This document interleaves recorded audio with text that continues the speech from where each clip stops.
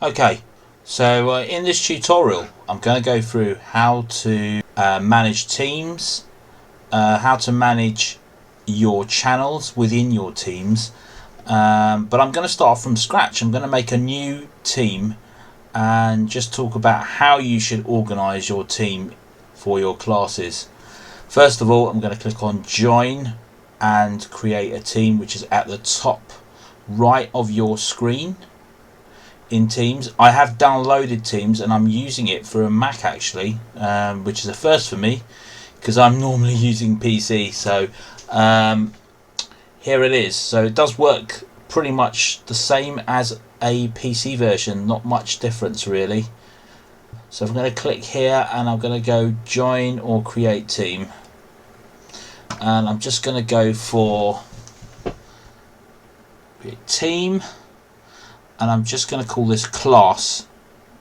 So there are different ones you can do. You can do one for clubs, personal learning or community, staff, or a class where there's group projects. So there are different types of teams altogether, but we're just going to do a class actually, relevant to what we're doing at the moment at school. So click on that, give the group a name. I'm going to call this sample teaching group, and just going to go next, and I'm going to add in, I've got a test student on here, so I'm going to just add that in. So I'm going to type in 10 visiting student, it's normally called, there it is, and I'm just going to add that in, and I'm going to go add, and I'm now going to click on close. So now I've got my general group. So I just want to talk to you about this. Obviously we've been using Teams for the last 4 weeks, and we've used pretty much the same channel, which is general, which has a big disadvantage because we're talking about various things all in one, which we don't really need to. I think what we should be doing is splitting up information into different channels. So for example, there's different ways you can organise this. You could organise this by lesson, you could organise this by topic, you could organise this by maybe a different discussion point. So for example, this is general at the moment, so I might want to have in there, add another channel, I might want to add student discussions.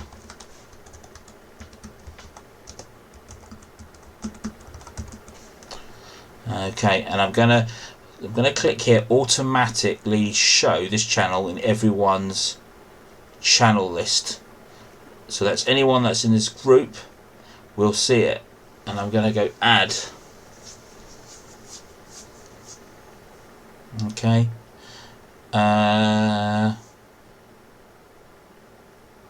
Okay, I might want to look at doing a different channel as well, another one. So I'm going to go, let's just say topic 1. Obviously this is quite generic, but you get the idea. Topic 1, topic 2.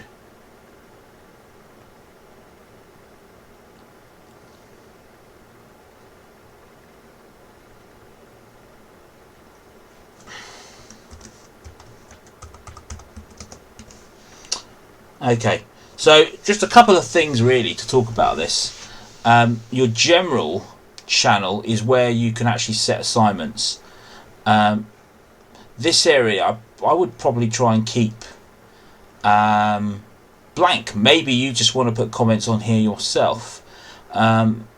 So you can actually adjust this so that only you, the owner of this group, can put comments on there. What you don't want, and obviously we've wanted to encourage students to use it, is a big long list of, hi, what are you up to? Yeah, I'm having a great time. You end up with a very, very long channel of different comments, and some of them really are not relevant. So let's keep it relevant. Let's minimize what's on here, because remember, we're trying to teach students here and we don't want too many distractions. So on here, actually on the general group over here, if I click on the 3 dots and I just go manage channel, can you see only owners can post messages, which is also quite important. You do not want, maybe you don't want to let them post on this group or this channel. Maybe you only want them to, you've made a new discussion area for them and they could discuss things on there, and that's absolutely fine. So leave general blank, and maybe you only put comments on there. And so I'm going to go in here and I'm actually going to tag. Now if you've got notifications on, or any of your users in the group have got notification, they'll know that you they'll get an activity, or they'll get a notification up that they've been added into a group, or they've been added into another channel. All I'm going to do is I'm just going to do the @ sign, and I'm just going to put in sample teaching group, and I'm just going to say, please use this for discussions.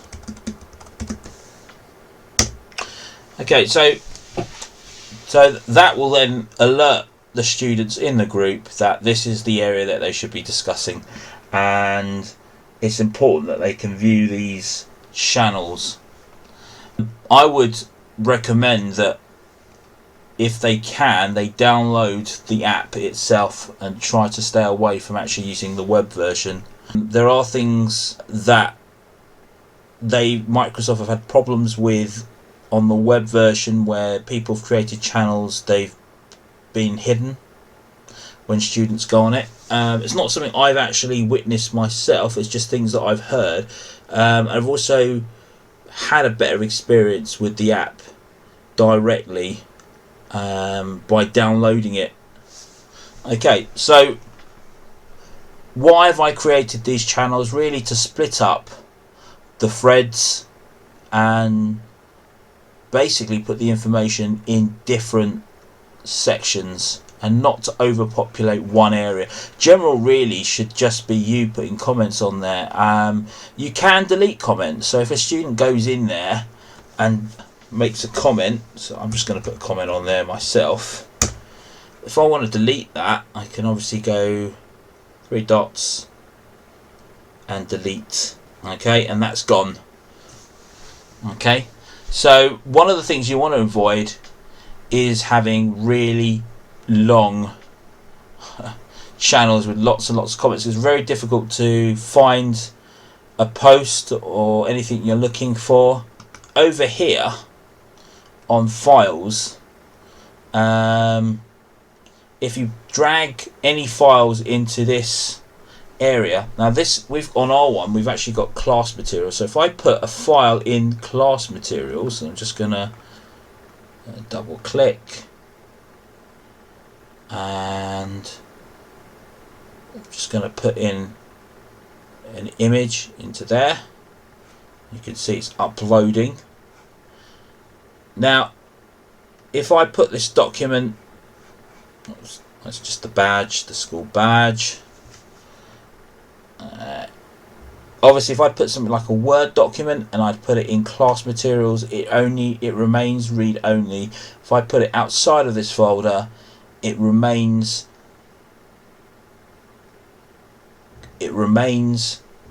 read and write. So this is just a picture that I've put in, but you might decide that you're putting a document, and so just bear that in mind. Probably a good idea to make folders in this area. Also bear in mind that each channel has its own files. So I go to files, I can't actually see the the files that I created in general.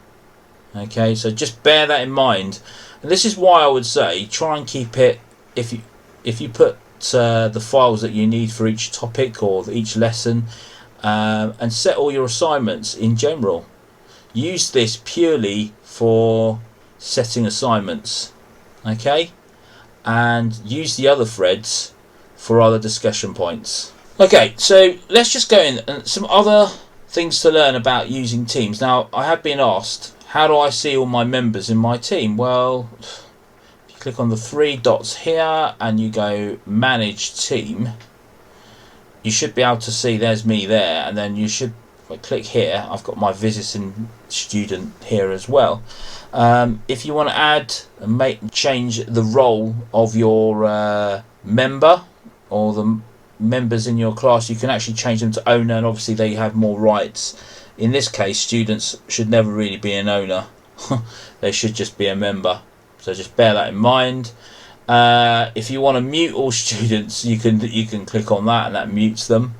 That means they can't make any comments, which could be useful if you've got students that are misusing the group.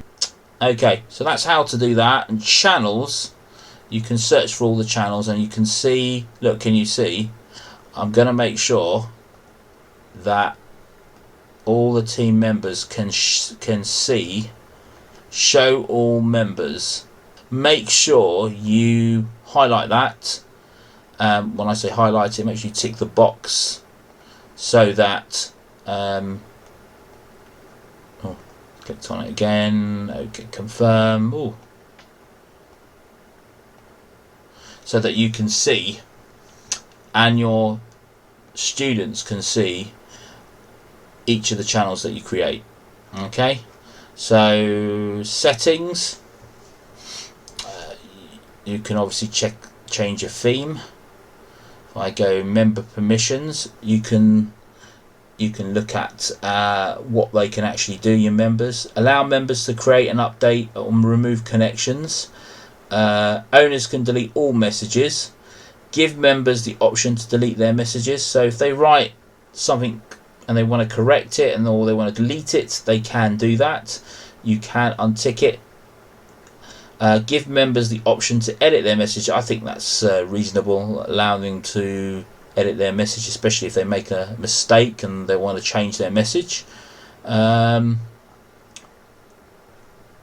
Enable channel creation. By clicking here, guest permissions, there's nothing, that's all coloured, but you can give guest permission to certain groups. Mentions, now I've ticked these because I do like using these tags. You can use tags to highlight a person or a group or a channel, so that's definitely worth keeping.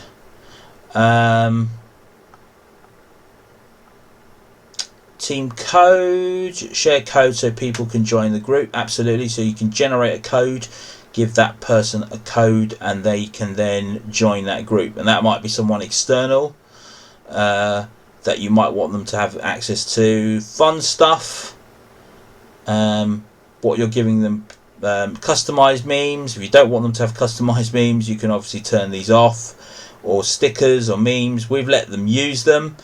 It's only when they post it about 100 times then you think maybe I might take this off. Tags, which is, I was just going on earlier on. Owners can only tag. I think that's quite important, otherwise that could be misused. Okay, so that is just going through all the settings on your team.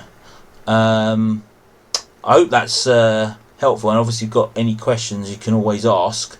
Yeah, and that's really how to use the teams and channels. I mean, I would always go and I would be on the note that you split up your discussion points. I've probably said that about 100 times now, but it really is important. And when I've looked at all the training that Microsoft have provided online, that's one of the first things that they mention.